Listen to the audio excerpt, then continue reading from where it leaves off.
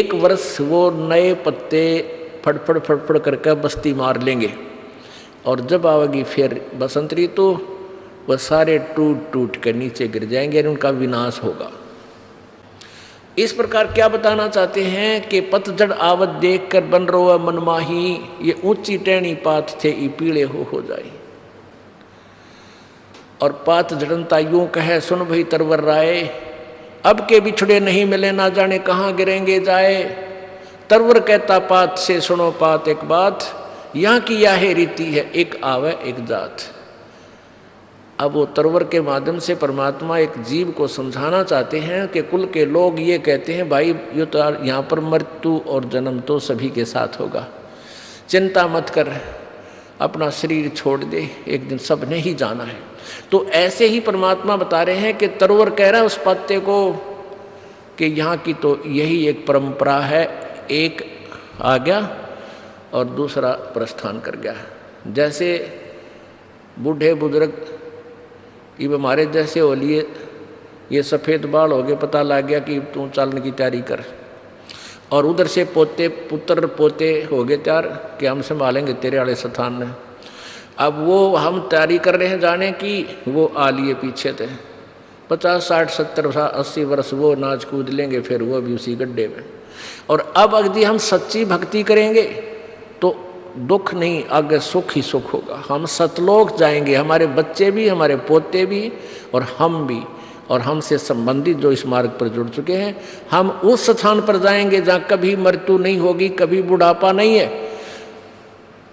अब ये है हमारा विषय, ये है हमारा यहाँ का ये कोरस, ये हमारा कोरस है यहाँ का कि हम इस कोर्स को करके हम सतलोक चले जाएंगे।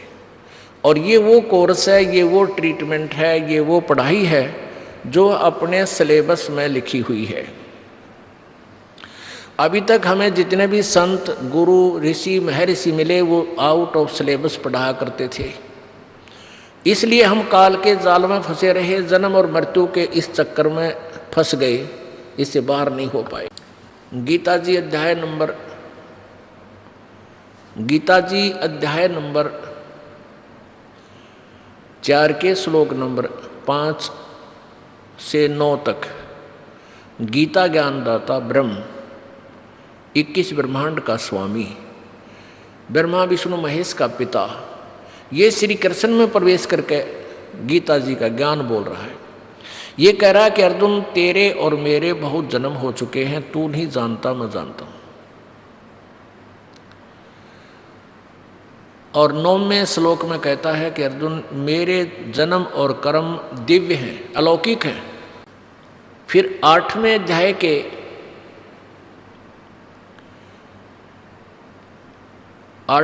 के प्रथम श्लोक में अर्जुन ने पूछा कि परमात्मा आपने जो 7वें अध्याय के 29वें श्लोक में बताया है कि उस तत्परम को जानकर और पूरे अध्यात्म ज्ञान को समझकर वो प्राणी केवल जरा और मरण से छूटने का ही प्रयत्न करता है, तो किम तत्परम, वो तत्परम कौन है? वो तत्ब्रह्म यानी वह ब्रह्म कौन है जिसको जानने के बाद और सारे अध्यात्म ज्ञान को समझने के पश्चात प्राणी जरा और मरण से छूटने का ही प्रयत्न करता है, नथिंग एल्स। और फिर वो इस संसार की किसी वस्तु की इच्छा नहीं करता। 8वें अध्याय के 3रे श्लोक में गीता ज्ञानदाता ने उत्तर दिया है कि वो परम अक्षर ब्रह्म है। यानी गीता ज्ञानदाता से कोई और सुप्रीम पावर है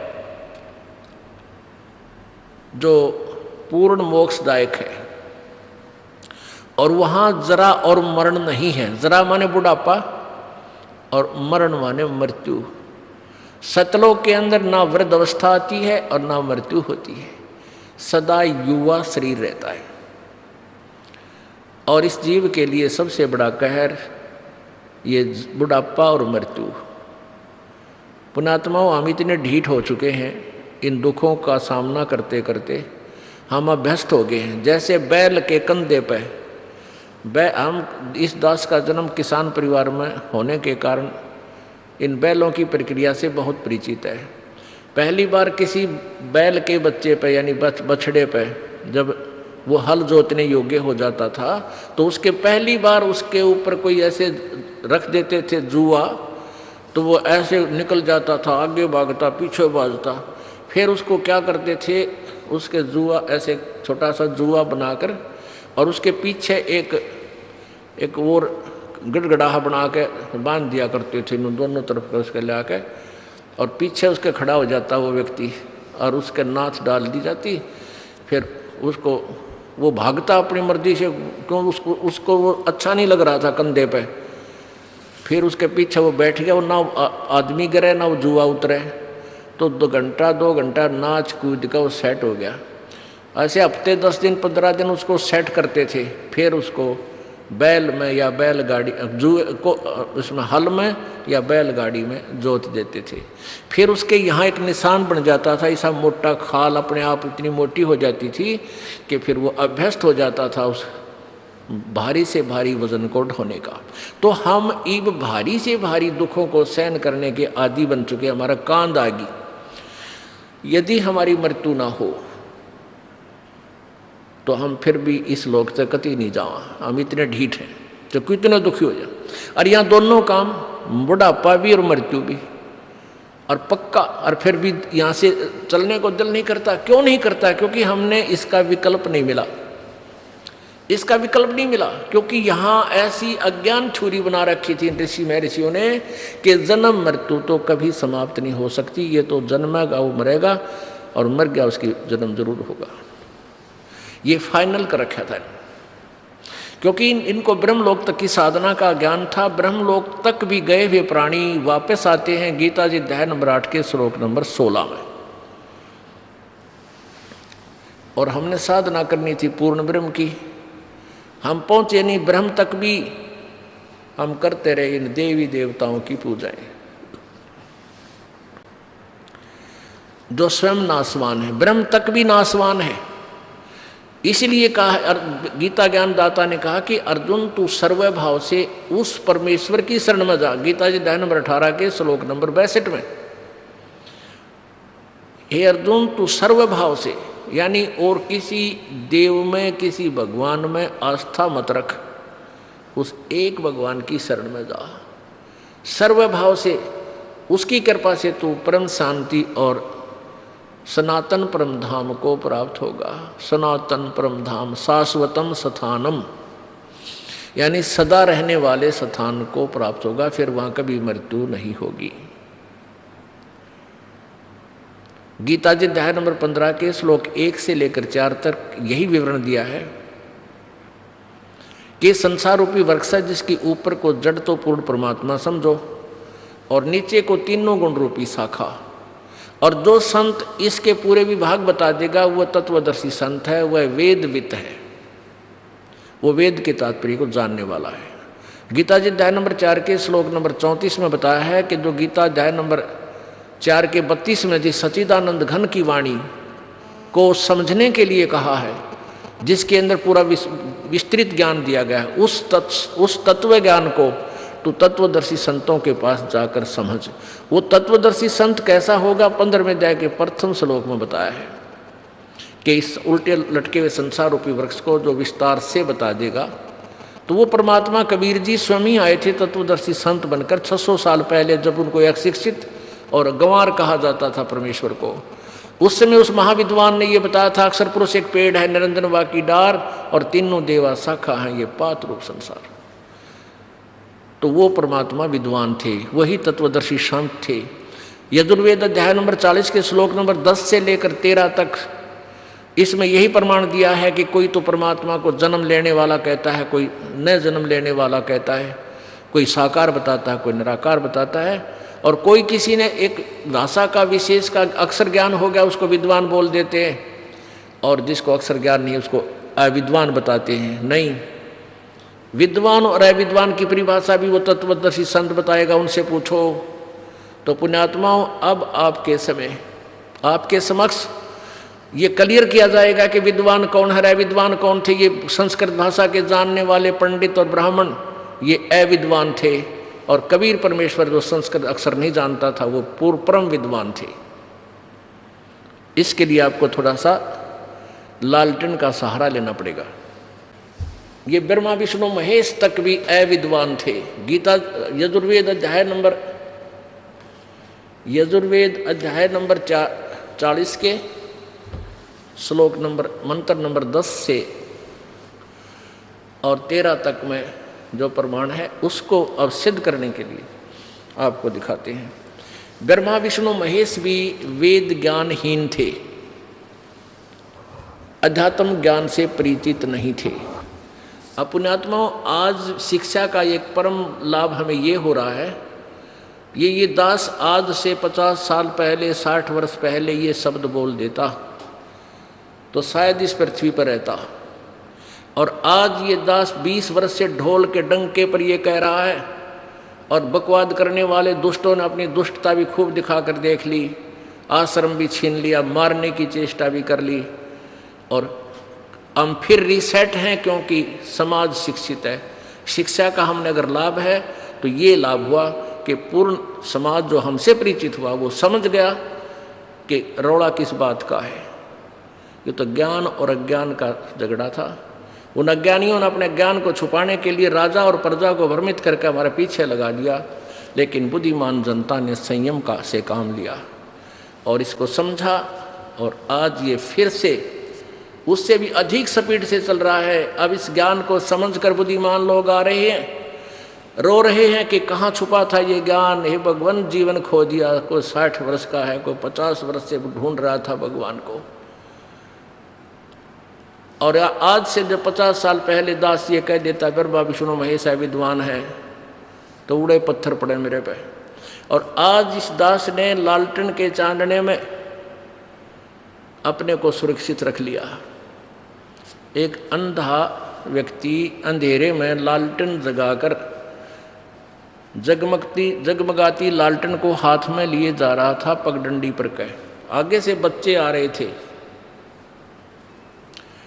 उछल कूद करते हुए उसने अंधे ने कहा कि बच्चों बेटा ध्यान से आना, मैं अंधा हूँ मुझे दिखाई नहीं देता, बच्चा ध्यान से चलना बेटा। बच्चे निकट आकर पूछने लगे कि बाबा आप सचमुच अंधे हो? हाँ बेटा मुझे कुछ दिखाई नहीं दे रहा। तो बच्चों ने पूछा कि तूने लालटेन किस लिए लिया है जब तुझे दिखाई नहीं देता? अंधे ने कहा कि तुम आंखों वालों के लिए है, कहीं मेरे में टक्कर ना मार दो, बूढ़े की देही तोड़ दो। तो ये जो सदग्रंथ हैं, पवित्र चारों वेद, पवित्र गीता जी, पवित्र पुराण, ये इस दास के लिए तो अंधे वाली लालटेन है। मुझे आवश्यकता नहीं थी क्योंकि मुझे वो तत्व ज्ञान प्राप्त हो चुका था जो इंक्लूडिंग ये सब ग्रंथ है जिसमें, यानी चारों वेद, 18 पुराण, 11 उपनिषद, महाभारत, गीता, भागवत, वो सारा समावेश और उससे आगे का भी ज्ञान उस सच्चिदानंद घन की वाणी में दास के पास उपलब्ध था। लेकिन आप जी को इस मार्ग पर लाने के लिए इस लालटेन की आवश्यकता पड़ी ताकि तुम इस रोशनी में अपने सदग्रंथों को, जिनको तुम सत्य मानते थे, और वो अनाड़ी अज्ञानी, वो केवल एक अक्षर ज्ञान युक्त अविद्वान आपको भ्रमित किया करते थे। ब्रह्मा विष्णु महेश के कोई माता पिता नहीं है, अजरो अमर हैं, ये सर्वेश्वर हैं, महेश्वर हैं, कालज्य हैं, मृत्युंजय हैं। मृत्युंजय का होता है जिसने मृत्यु जीत ली, कालज्य जिसने काल जीत लिया। और ये हैं क्या, अभी इन्हीं का इतिहास आपको दिखाता हूँ, देखिएगा। सबसे पहले भगवान विष्णु जी के ज्ञान के सत्र को देखते हैं। श्रीमद् देवी भागवत, गीता प्रेस गोरखपुर से प्रकाशित है। संस्कृत श्रीमद् देवी भागवत केवल हिंदी मोटा टाइप। संपादक है हनुमान प्रसाद पोदार, चमनलाल गोस्वामी, और गीता प्रेस गोरखपुर से मुद्रित है और प्रकाशित है। मुद्रक एवं प्रकाशक हैं गीता प्रेस गोरखपुर, गोविंद मुन कार्यालय कोलकाता का संस्थान। ये इनके फैक्स फोन नंबर है। इसके 28 पृष्ठ पर आपको दिखाते हैं। प्रथम स्कंध, पहला स्कंध और पृष्ठ नंबर 28। नारद जी ने कहा व्यास महाभाग व्यास जी, तुम इस विषय में जो पूछ रहे हो ठीक यही प्रश्न मेरे पिताजी ने यानी ब्रह्मा जी ने श्री हरि से किया था। देवादिदेव भगवान जगत के स्वामी हैं, लक्ष्मी जी उनकी सेवा में उपस्थित रहती हैं, दिव्य कौस्तुमणि उनकी शोभा बढ़ाती है, वे शंख चक्र गदा लिए रहते हैं, पीतंबर धारण करते हैं, 4 भुजाएं हैं। ऐसे भगवान, ऐसे यहाँ देखें, ऐसे जगत प्रभु भगवान श्री हरि महान तप कर रही थी, उनकी समाधि लगी थी। यह देखकर मेरे पिता श्री ब्रह्मा जी को बड़ा आश्चर्य हुआ। अब ब्रह्मा जी इस विष्णु को सर्वशक्तिमान मान रहा है, और ब्रह्मा विष्णु जी क्या बताते हैं देखिएगा। अतः उन्होंने उनसे जानने की इच्छा प्रकट की। ब्रह्मा जी ने पूछा, प्रभु आप देवताओं के अध्यक्ष, जगत के स्वामी, भूत भविष्य एवं वर्तमान सभी जीवों के एकमात्र शासक हैं भगवान, फिर आप क्यों तपस्या कर रहे हैं और किस देवता की आराधना में ध्यान मग्न है? मुझे असीम आश्चर्य तो ये हो रहा है कि आप देवेश्वर एवं सारे संसार के शासक होते हुए भी समाधि लगाए बैठे हैं। ब्रह्मा जी के पुनीत वचन विनीत वचन सुनकर, ब्रह्मा जी के विनीत वचन सुनकर भगवान विष्णु यानी भगवान श्री हरि उनसे कहने लगे, ब्रह्मन सावधान होकर सुनो, सावधान होकर सुनो, मैं अपने मन का विचार व्यक्त करता हूँ। देवता, दानव, मानव और मानो सब यही जानते हैं कि तुम सृष्टि करते हो, मैं पालन करता हूँ, संकर संहार क्या करते हैं, किंतु फिर भी वेद के पारगामी पुरुष अपनी युक्ति से सिद्ध करते हैं कि रचने, पालने और संहार करने की यह योग्यता जो हमें मिली है इसकी अधिष्ठात्री शक्ति देवी हैं। वे कहते हैं कि संसार की सृष्टि करने के लिए तुम में राजसी शक्ति का संचार हुआ है, यानी ब्रह्मा रजगुण है, और मुझे सात्विक शक्ति मिली है, विष्णु जी सतगुण है, और रुद्र में तामसी शक्ति का आविर्भाव हुआ है, ये शंकर जी तमोगुण है। उस शक्ति के अभाव में तुम इस संसार की सृष्टि नहीं कर सकते, मैं पालन करने में सफल नहीं हो सकता, और रुद्र से संहार कार्य भी होना भी संभव नहीं है। ब्रह्मा जी इस प्रकार हम सभी उस शक्ति के सहारे ही अपने कार्य में सदा सफल होते आए हैं। सुवर्त प्रत्यक्ष और परोक्ष दोनों उदाहरण मैं तुम्हारे सामने रखता हूँ, सुनो। यह निश्चित है कि उस शक्ति के अधीन होकर ही मैं इस शेष नाग की सैया पर सोता और सृष्टि करने के अवसर पर आते ही जाग जाता हूँ। मैं सदा तप करने में लगा रहता हूँ, उस शक्ति के शासन से कभी मुक्त नहीं रह सकता। कभी अवसर मिला तो लक्ष्मी के साथ सुखपूर्वक समय बिताने का सौभाग्य प्राप्त होता है। मैं कभी तो दानों के साथ युद्ध करता रहता हूँ। अखिल जगत को भय पहुँचाने वाले दैत्यों के विकराल शरीरों को शांत करना मेरा परम कर्तव्य हो जाता है। और यहाँ तोड़ पाड़ दिया, मुझे सब प्रकार से, ये 29 पृष्ठ पे, 29 पृष्ठ पे, मुझे सब प्रकार से शक्ति यानी दुर्गा के अधीन होकर रहना पड़ता है। उन्हीं भगवती शक्ति का यानी दुर्गा का, शेरा वाली का मैं निरंतर ध्यान किया करता हूँ। ब्रह्मा जी, मेरी जानकारी में इन भगवती शक्ति से बढ़कर दूसरे कोई देवता नहीं। अपने आत्माओं नारद जी, व्यास जी, ब्रह्मा जी और विष्णु जी, इनके ज्ञान के सतर से आप परिचित हो गए कि विष्णु, नारद जी तो व्यास को बता रहे हैं, और कहाँ से सुना? ब्रह्मा जी से, और विष्णु जी की वार्ता। अब ब्रह्मा जी क्या कह रहे हैं कि आप तो देवताओं के भी देवता हो, सारे संसार के मालिक हो, आप क्यों साधना करते हो? और दूसरा ये हो गया कि रजगुण ब्रह्मा है, सद्गुण विष्णु, तमगुण शिव जी। और तीसरा इससे ये स्पष्ट हुआ, विष्णु जी कह रहे हैं कि मेरे विचार में, मेरी जानकारी में, मैं जितना अध्यात्म ज्ञान से परिचित हूँ, तो दुर्गा से ऊपर कोई देवता नहीं है। यानी मैं सबसे बड़ा भगवान दुर्गा को मानकर इष्ट रूप में उसका ध्यान लगा रहा हूँ। अब दुर्गा क्या बताती है? अब दुर्गा वचन सुनो, दुर्गा के बोल। 562 पृष्ठ पे, 562 पृष्ठ पे दुर्गा हिमालय राजा को ब्रह्म के विषय में बता रही है। ये है 7वां स्कंध, 7वां स्कंध और 562 पृष्ठ। ये संक्षिप्त देवी भागवत। यहाँ नीचे आइएगा। देवी के द्वारा हिमालय को ज्ञानोपदेश, ब्रह्म स्वरूप का वर्णन। श्री देवी जी कहने लगी, पर्वतराज इस प्रकार, ये तो पहले अपने विषय बताया, फिर वास्तविकता ये बता रही है कि उस ब्रह्म का क्या स्वरूप है, यह बतलाया जाता है। जो प्रकाश रूप, सबके अत्यंत समीप में स्थित, हृदय रूप गुहा में स्थित होने के कारण गुहाचर नाम से प्रसिद्ध और महान पद अर्थात परम प्राप्य है। वह समस्त प्रजा के ज्ञान से परे है, अर्थात किसी की बुद्धि में आने वाला नहीं है। यह तुम जानो। जो परम प्रकाश रूप है, जो सूक्ष्म से भी अत्यंत सूक्ष्म है, जिसमें संपूर्ण लोक और उन लोकों में निवास करने वाले प्राणी स्थित हैं, वही ये अक्षर ब्रह्म है। अब देखो, ये अक्षर ब्रह्म बोल रही है और फिर ब्रह्म का ज्ञान बता रही है, और वही सबके प्राण है, वही सबकी वाणी है और वही सबके मन है। यह परम सत्य और अमृत अविनाशी तत्व है। सौम्य, उस वेदने योग्य लक्ष्य का तुम वेदन करो, मन लगाकर उसमें तन्मय हो जाओ।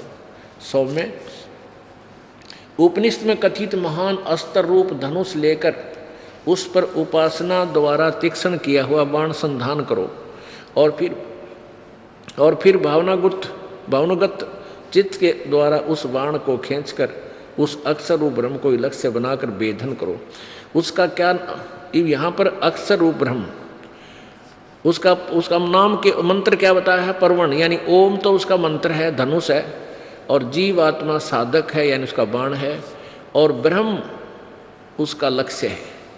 ओम का, जीव आत्मा ओम का जाप करे, ब्रह्म को अपना आराध्य इष्ट मानकर उस एकमात्र परमात्मा को ही जाने।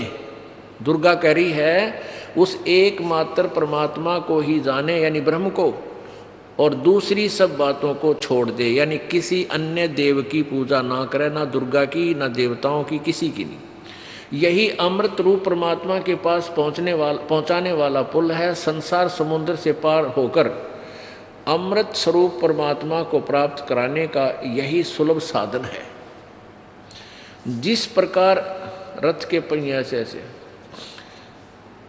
अंतर्यामी रूप से वर्तमान है, उस आत्मा का ओम के जप के साथ ध्यान करो। ओह, इससे अज्ञान में अंधकार से सर्वथा परे और संसार समुद्र से पार जो ब्रह्म है उसको पा जाओगे, तुम्हारा कल्याण हो। और कहाँ उसकी स्थिति क्या बताई है 563 पर, कि वह यह सबका आत्मा ब्रह्म, सबका आत्मा ब्रह्म, ब्रह्मलोक रूप दिव्य आकाश में स्थित है। ले भाई, दुर्गा जी ने क्लियर कर दिया कि और सब पूजा छोड़ दो, मेरी भी छोड़ दो, केवल एक ब्रह्म पूजा करो, उसका ओम नाम है, उससे जाप करो।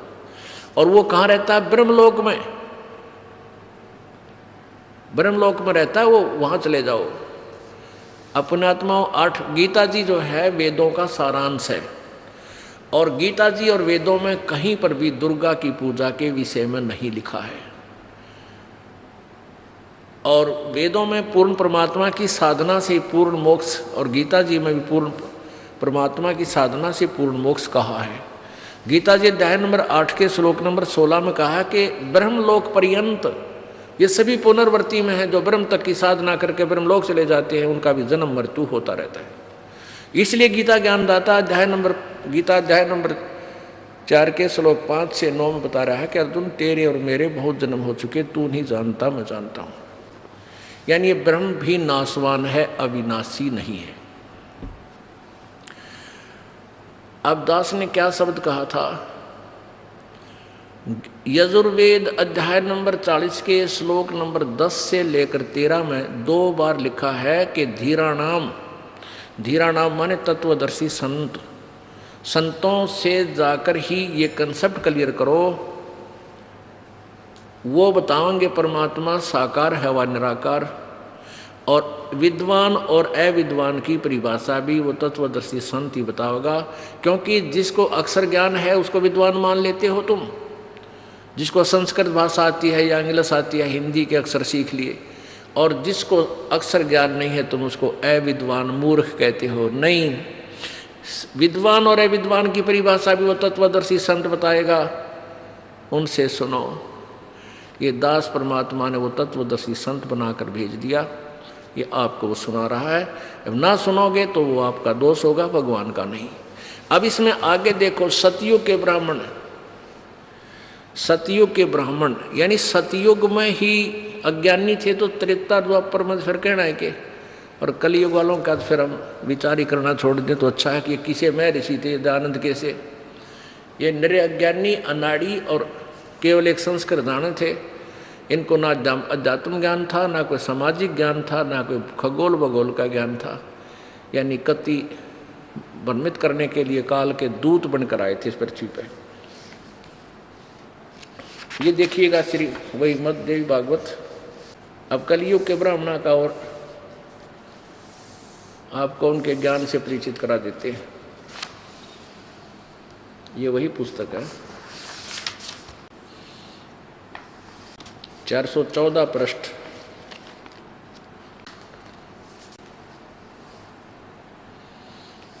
संत शिव देवी भागवत, छठा स्कंध। जन्मे जय ने पूछा, महाभाग किस युग में कैसा धर्म का स्वरूप है, इस संपूर्ण विषय को विशेष रूप से बताने की कृपा कीजिए। व्यास जी बोले, राजन, यह निश्चय है कि सतयुग में ब्राह्मण वेद के पूर्ण विद्वान थे। अब वेद व्यास जी भी अंदर ही आ जाएगा ज्ञान के, किसा ज्ञान था इसने। और उनके द्वारा निरंतर भगवती जगदम्बा की आराधना होती थी। भगवती का दर्शन करने के लिए उनका मन सदा ललायित रहता था।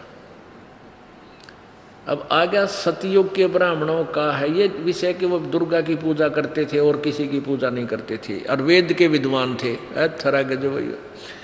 अब सतयुग के ब्राह्मणा का ये हाल था कि वो दुर्गा तो ऊपर किसी ने मानते नहीं थे, तो इससे से देखो उनकी ब्रह्म तक भी बुद्धि ना जग गई थी, ब्रह्म तक भी वो साधना नहीं करते थे, दुर्गा यानी माया की पूजा में लगे हुए थे। उससे सिद्धियां आ जाती हैं।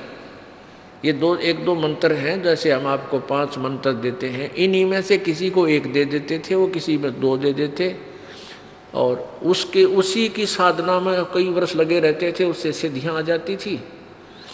और फिर वो पंसारी, हल्दी की गांठ से पंसारी बन जाते थे सिद्धियां प्राप्त करके। एक गौतम ऋषि था, एक समय इस देवी पुराण में ये प्रमाण आता है, राजा परीक्षित ने एक ऋषि के गले में सर्प डाल दिया। उस ऋषि के लड़के ने, वो समाधिस्थ था ऋषि, तो उसके लड़के ने जब देखा कि तेरे पिता की बेइज्जती कर दी, मरा हुआ सर्प डाल दिया, उसने उसको श्राप दे दिया कि तुझे तक्षक सर्प डसेगा, 7वें दिन तेरी मौत हो जाएगी। अब उधर से वो 7वें दिन तक्षक ने डसना था, उधर से गौतम ऋषि को पता चला,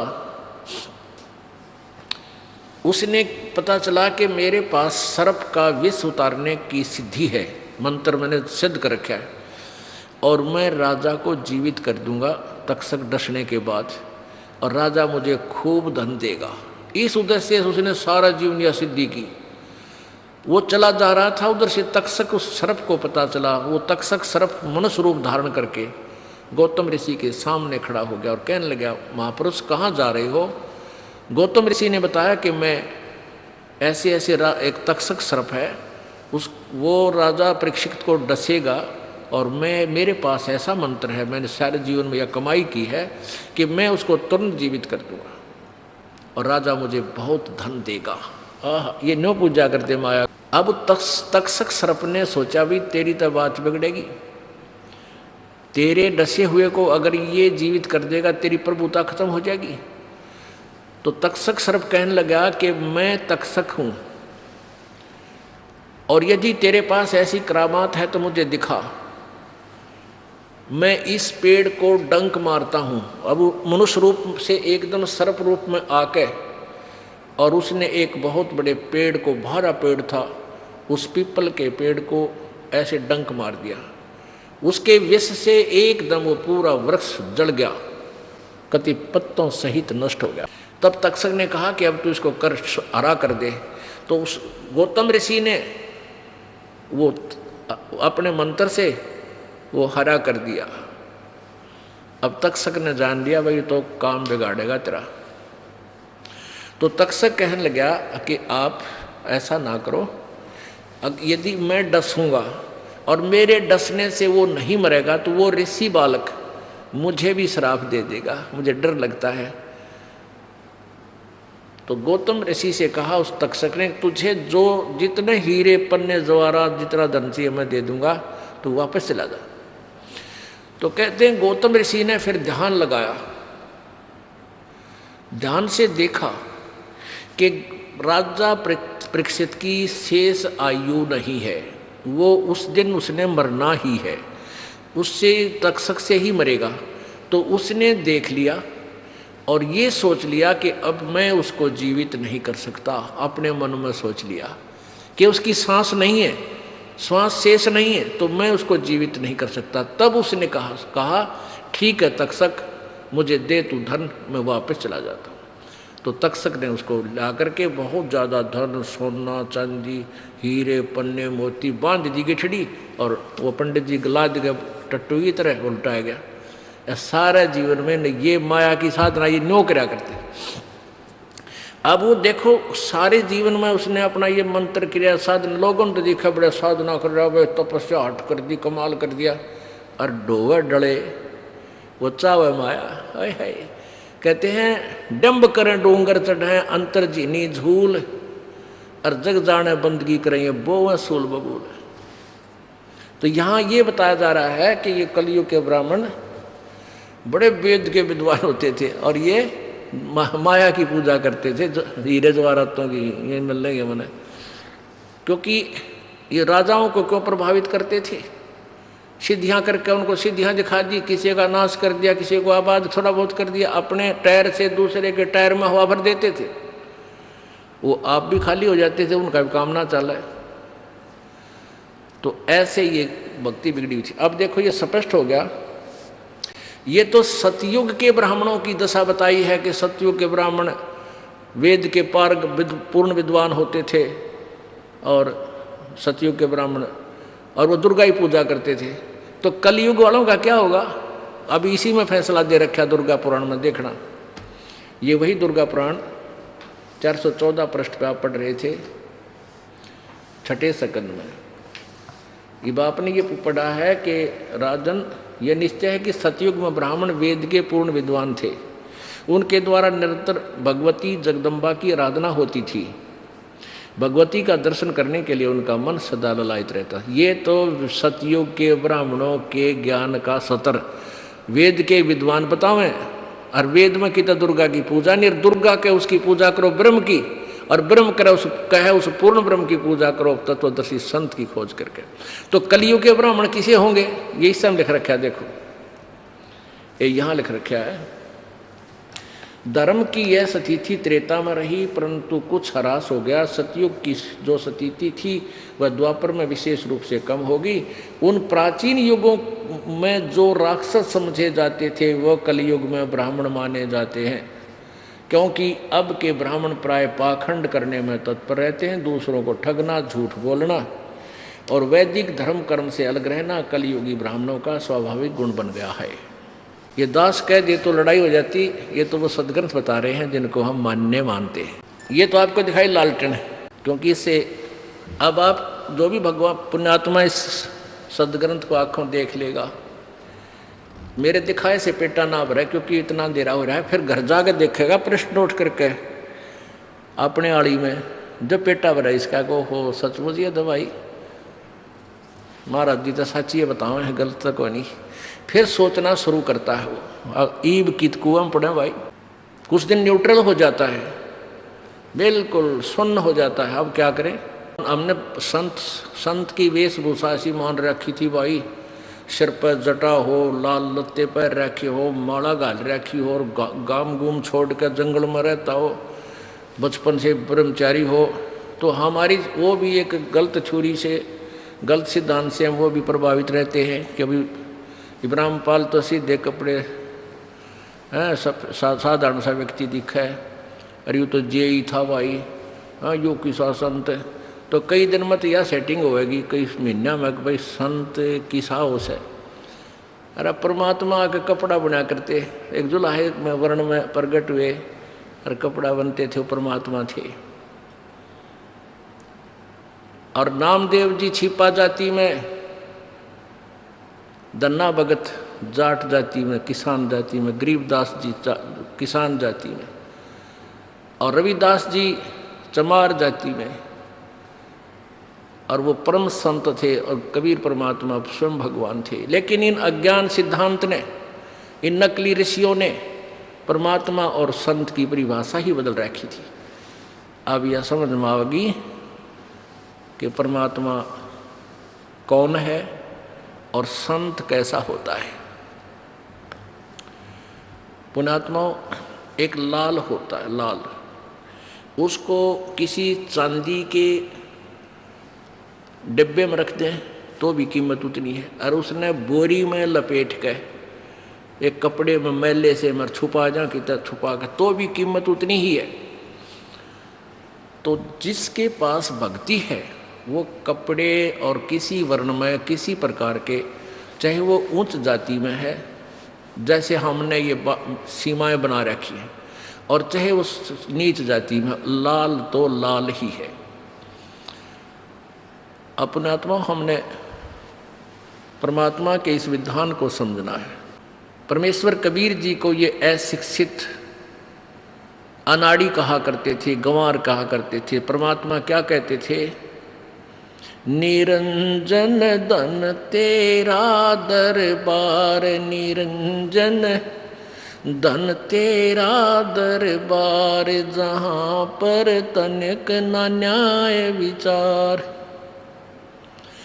भाई वैश्या उड़े मुल मुल खासा, गल मोतियों के आरे, वैश्या उड़े मुल मुल खासा, गल मोतियों के आर।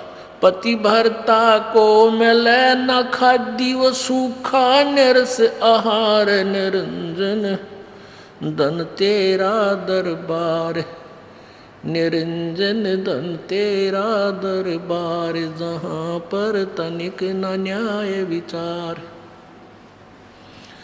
भाई पाखंडी की पूजा जग में, संत को कहें लबाड़े। परमात्मा कहें मुझे तो ये लबाड़ कहें, मुँह में हुआ बोल रहा है। अरे इन पाखंडिया ने तुम संत मान रहे हो, ऋषि में ऋषि मानते हो। भाई पाखंडी की पूजा जग में, संत को कहें लबाड़े। इन अज्ञानी को परम विवेकी, ज्ञानी को मूड गवार, निरंजन धन तेरा दरबार, निरंजन धन तेरा दरबार, जहाँ पर तनिक न न्याय विचार। कह कबीर सुनो भाई साधो, यहाँ सब उल्टा व्यवहार। कहे कबीर सुनो भाई साधो, यहाँ सब उल्टा व्यवहार।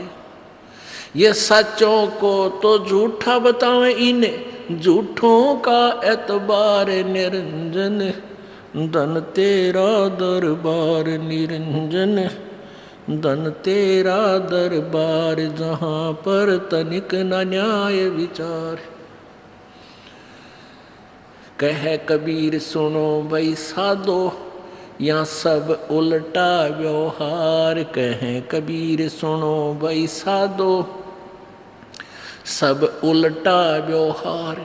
ये सच्चों को तो झूठा बतावें, इन झूठों का एतबार निरंजन, धन तेरा दरबार निरंजन, धन तेरा दरबार, जहाँ पर तनिक न न्याय विचार।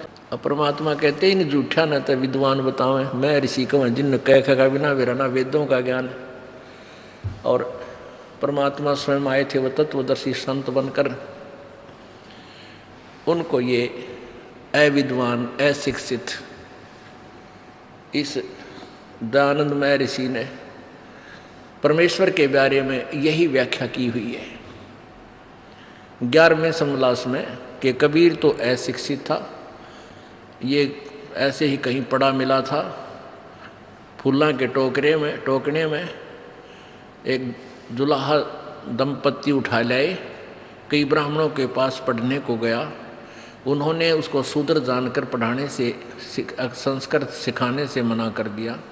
फिर ऊट पटांग बना के गाता था है, लोगों को कुछ मूर्ख लोग उसके जाल में फंस गए। बता भाई, लाल से परिचित होता ये व्यक्ति तो ये भाषा नहीं बोलता भगवान के विषय में, जबकि वेद गवाही देते हैं कि वो परमात्मा एक शिशु रूप धारण करके प्रकट होता है और उसकी परवरिश कुंवारी गायों से होती है। जब वो परमात्मा प्रकट होता है शिशु रूप में, ऋग्वेद मंडल नंबर 9 सूक्त नंबर 1 मंत्र नंबर 9 में, फिर ऋग्वेद मंडल नंबर 9 के सूक्त नंबर 96 में और मंत्र नंबर 16 से 20 तक क्लियर कंसेप्ट किया है कि वो वेद ज्ञान दाता ब्रह्म बोल रहा है कि हे भगवान, आप हमें अपने वास्तविक नाम से परिचित कराइए, आपका असली नाम क्या है। तो 17वें मंत्र में कहा है वो परमात्मा कबीर नाम से प्रकट होता है।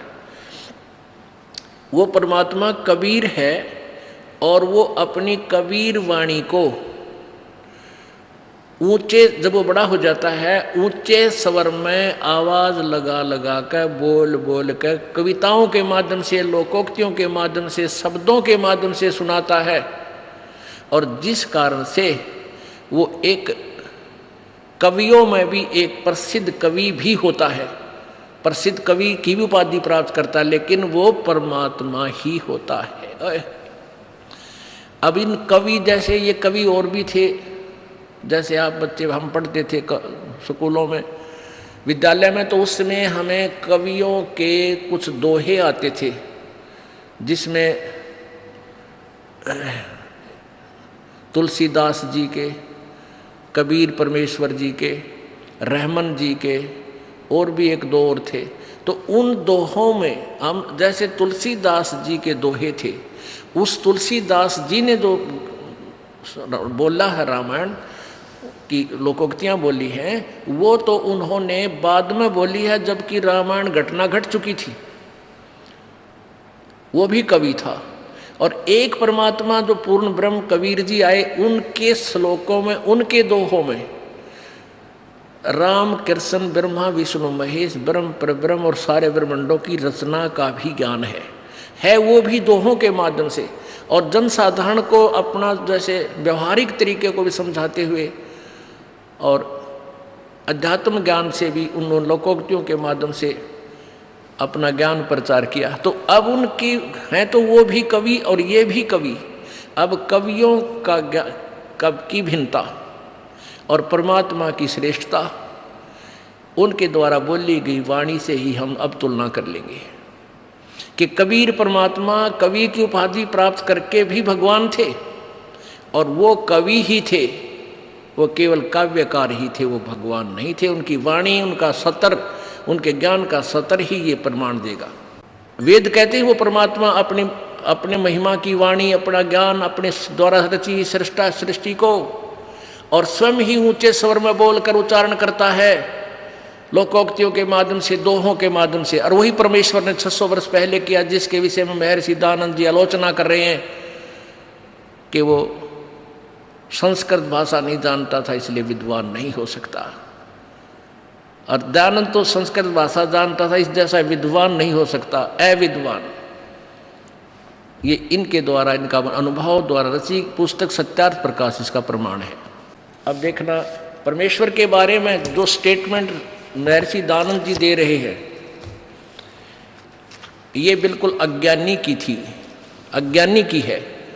यदि वो परमात्मा से और वेदों से परिचित होता, इस शब्द नहीं बोलता कि वो ऊंचे स्वर में आपको आवाज़ लगा लगा तंबूरे लेकर गाता था और उसने कुछ शब्द बना लिए, उसके अनुयायियों ने नोट कर लिए, अनुयायी भी गाने लगे, तो ये शब्द नहीं बोलता, क्योंकि वेद प्रमाणित कर रहे हैं कि वो परमात्मा आता है। प्रसिद्ध कवि की भी उपमा प्राप्त करता है, उपाधि प्राप्त करता है। पहले आपको ऋग्वेद दिखा, ये देखिएगा ऋग्वेद मंडल नंबर 9 सूक्त 9 और 10। या आपको ये कहाँ से प्रकाशित है? प्रकाशक हैं सार्वदेशिक आर्य प्रतिनिधि सभा, महर्षि दयानंद भवन, रामलीला मैदान, नई दिल्ली। भाष्य आर्य भाषा भाष्य महर्षि दयानंद सरस्वती कृत। कहाँ से छपा है ये? मुद्रक है Prince offset printers, 1510 Pataudi house, Daryaganj, नई दिल्ली। ये देखिएगा, ये देखिएगा ऋग्वेद मंडल नंबर 9 सूक्त नंबर 1। यहाँ मंडल नंबर 9 का सूक्त 1, मंत्र नंबर 9। उस सोम स्वभाव वाले श्रद्धालु को, संस्कृत देखो साथ में, शिशुम, ये सोमम, कुमार अवस्था में ही सब प्रकार से अधन्या, अहिंसनीय, धेनवय माने गव्यों, गौवें तृप्त करती हैं। अब इसमें क्योंकि पता नहीं था इनको, ज्ञान आध्यात्मिक ज्ञान नहीं था, इसका ये अर्थ बना कि उस सोमम यानी अमर पुरुष, अमर पुरुष माने अमर परमात्मा, जब वो शिशु रूप धारण करके आता है, यानी बालक अवस्था में, अभी अधन्या माने पूर्ण रूप से कंवारी, अभी यानी सब प्रकार से, अधन्या माने बिना धनाई। हमारी लोकल लैंग्वेज में, हरियाणा भाषा में गाय को कहते थे कि गाय अधन्या है, बिना धनाई है।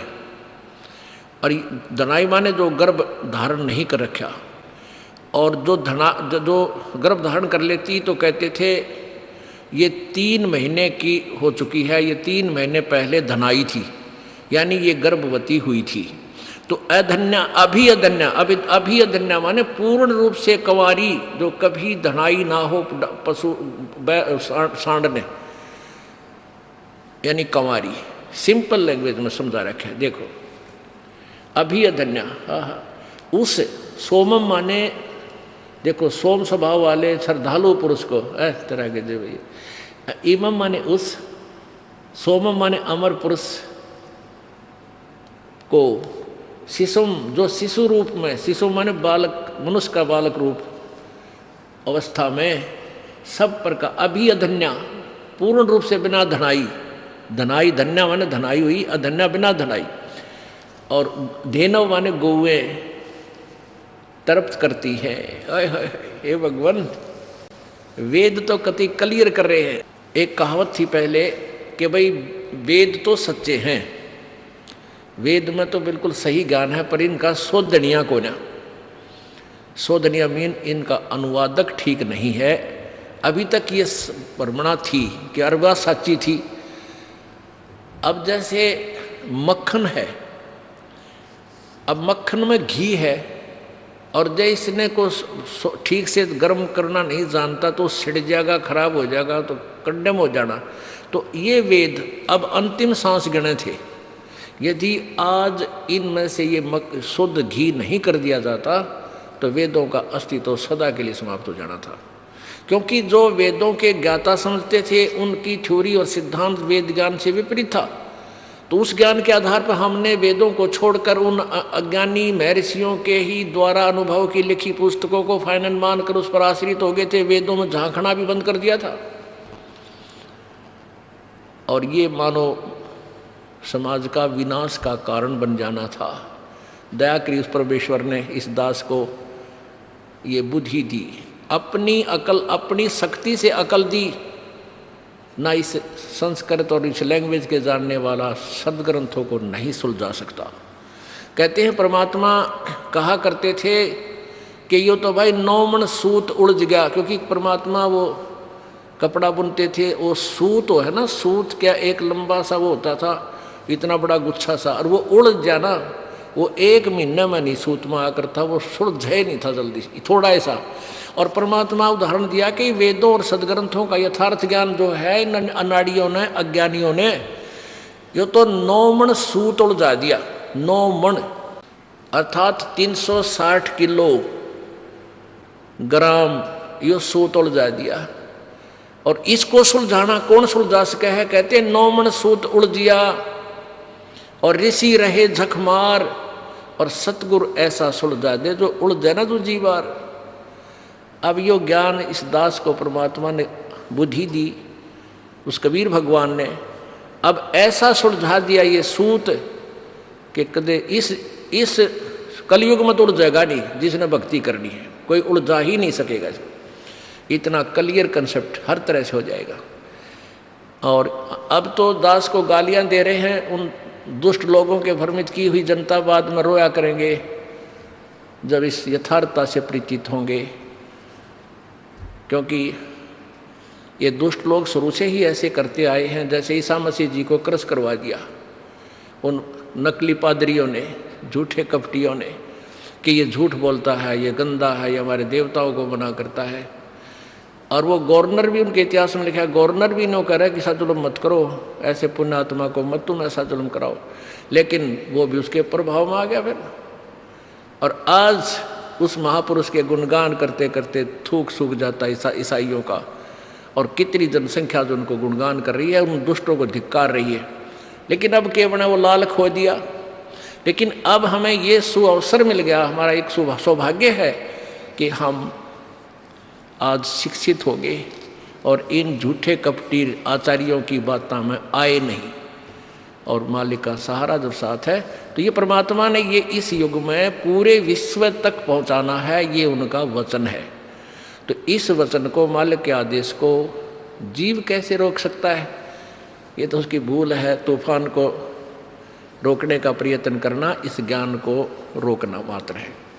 अब देखो ये क्लियर हो गया। अब ऋग्वेद मंडल नंबर 9 सूक्त नंबर 96 का मंत्र नंबर 16, मंडल नंबर 9 सूक्त नंबर 96 और इसका मंत्र नंबर 16, इन्हीं के अनुवाद से, हे परमात्मन, गुह्यम माने सर्वोपरि रहस्य, चारु माने श्रेष्ठ। इन्होंने नाम का अर्थ नाम नहीं किया। इन्होंने नाम का यहाँ लिखना था, हे परमात्मन, सर्वोपरि रहस्य श्रेष्ठ नाम, जो आपका नाम है। तुम्हारी संज्ञा नहीं लिखना था, नाम ही लिखना था, जो आपका वास्तविक नाम है, आप उसका ज्ञान कराएं। बस इतना ही काफ़ी है। आप उपासक लोगों से सत्वमान हैं। अब सब आयुध है, अपने शक्ति रूपी यानी तत्व ज्ञान रूपी हथियार के साथ युक्त हैं, शस्त्र से युक्त हैं। अब जैसे गीता जी अध्याय नंबर 15 के श्लोक नंबर 1 से 4 में ये वर्णन बताया है कि उल्टा लटका संसार रूपी वृक्ष है, और जो इसको सभी पार्ट्स को पत्तों सहित जो भिन्न भिन्न बताएगा, स वेदवित, वह तत्वदर्शी संत होगा। और उसमें क्या बताया है कि फिर जब तत्व ज्ञान तेरी समझ में आ जावे, 15वें अध्याय के 3 श्लोक में, जब तुझे ये तत्व ज्ञान परिचित हो जावे, तत्व ज्ञान तत्वदर्शी संत से, उसके बाद इस उलझे हुए अज्ञान रूपी अंधकार, अज्ञान रूपी वृक्ष को और तत्व ज्ञान रूपी शस्त्र द्वारा काट के, तत्व ज्ञान रूपी शस्त्र यानी परमात्मा अपने सब आयुध है। सब आयुध माने अपने तत्व ज्ञान रूपी शस्त्र से सुसज्जित है। और उस तत्व ज्ञान रूपी शस्त्र से इस काट कर उसके पश्चात, यानी तत्व ज्ञान से इस अज्ञान को हटाकर उसके पश्चात उस परमेश्वर के उस परम पद की खोज करनी चाहिए, जहाँ जाने के बाद ये प्राणी फिर लौट कर संसार में नहीं आते।